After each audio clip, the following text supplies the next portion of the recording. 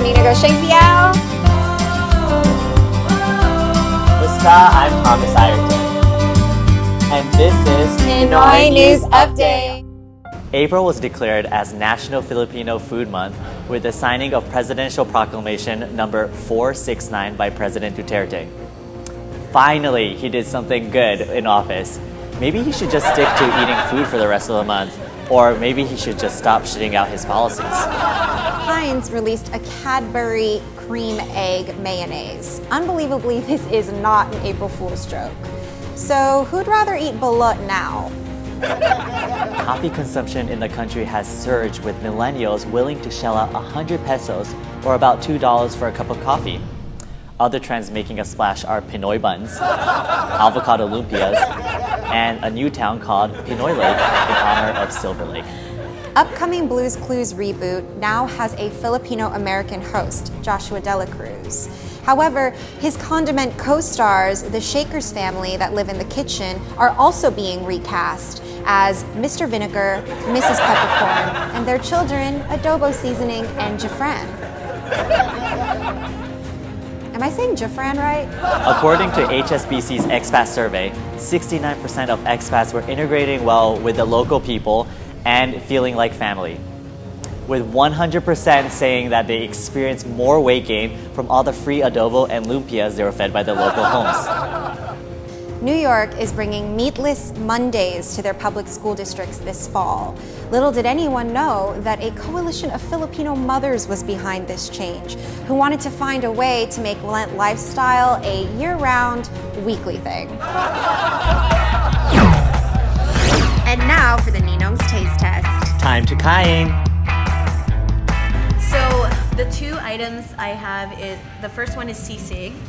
This is a pork sisig. It has diced pork, a little bit of pork ear, and it's my husband Charlie's recipe, so he created it. And go ahead, just go in. Has a fried egg. With the egg. Got a little bit of everything here. Yeah.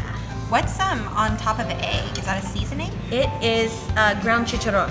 Oh. Usually you get like a more crunchy texture with other C6, but I like how there's like a little bit more meat here. Yeah. We slow cook the pork ear so that it's nice and tender and it's not chewy. And then we have our own blend of jalapenos, spices, and onion to give it that little something I was just gonna extra. say, I got a kick in that bite. I got the jalapeno. It's a perfect amount of juiciness and crunchiness together that it just blends so well. And then this is our beef tapa. Ooh. So it's a little bit different because traditionally people are very used to, like our common question is the meat tough? Because usually tapa tends to be a little bit more of a cheaper cut, or it'll be kind of dried so that it'll have more of a jerky kind of texture. But we want our beef to be tender. So we use a different cut of meat so that it has that softness to it, and we slice and marinate our tocino, our tapa. We do it here in-house, so it's our own family recipe. Yeah. And I just have to say, this was so tender, I would have to recommend it 100%. It was delicious. Tastes like Thank you. barbecue. It's Yeah. so good. Yeah, thanks. Yeah, it's our own family recipe. Okay, so what's this good. next dish is... So this is my mom's palabok. Wow. I'm so glad that they decided to make this for you guys. Wow. I love the presentation, first of all.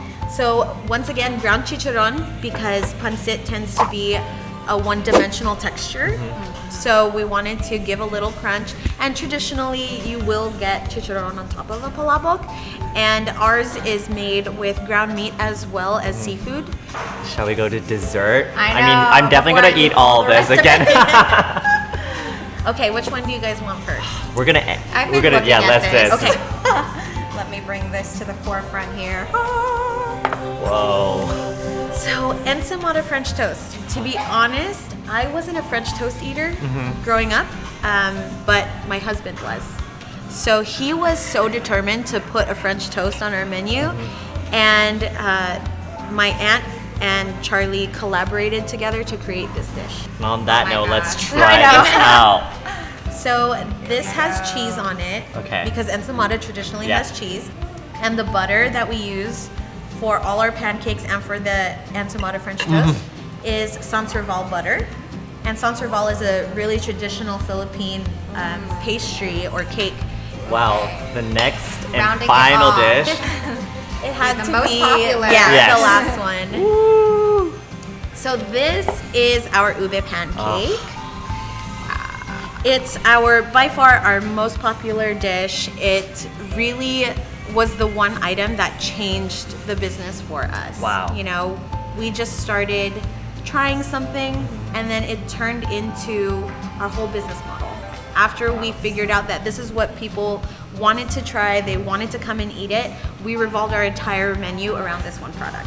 Hence Wow. the logo Yes. that Logo. came to be. And if you see the menu, it's purple too and everything. After we realized that ube started becoming a thing somehow, you know, around the exact same time that we started doing pancakes, we embraced the purple and just said, hey, if this is what people like, we like it too, why not? You know, so we repainted the wall, we painted it purple. I got some decals printed that said I love ube on it, and people just loved it. Thank you so much again. Thanks, guys. And I'm this so glad was you guys came. episode 3 of Pinoy Pinoy News News Update.